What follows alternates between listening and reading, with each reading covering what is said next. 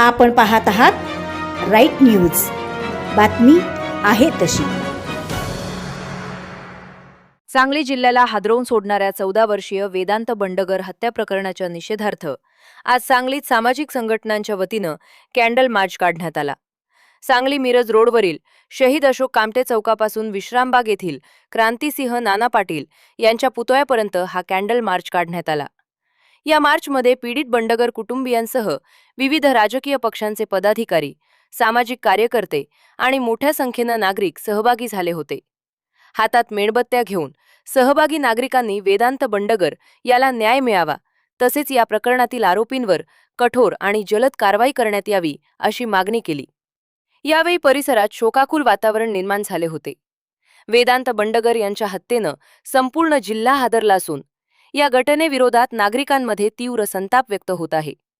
Candle मार्चद्वारे वेदांतला श्रद्धांजली अर्पण करत न्यायासाठी एकजूट दाखवण्यात आली।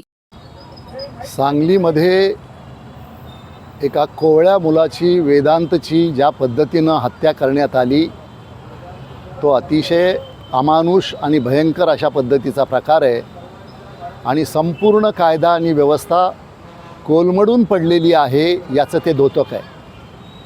आम्ही महाराष्ट्र राज्य हमाल मापाडी महामंडळाच्या वतीनं मी त्याचा जनरल सेक्रेटरी सुभाष लोमटे एवढंच सांगू इच्छितो की महाराष्ट्राचे मुख्यमंत्री स्वतः गृहमंत्री आहेत आणि ते रोज सर्वसामान्य लोकांना आम्ही दिलासा देणारे आहोत, सर्व अर्थानं दिलासा देणारे आहोत असं जर म्हणत असतील तर सांगली शहरामध्ये एक दिवसाआड मुर्दे का पडतायत, कोण जबाबदार आहे?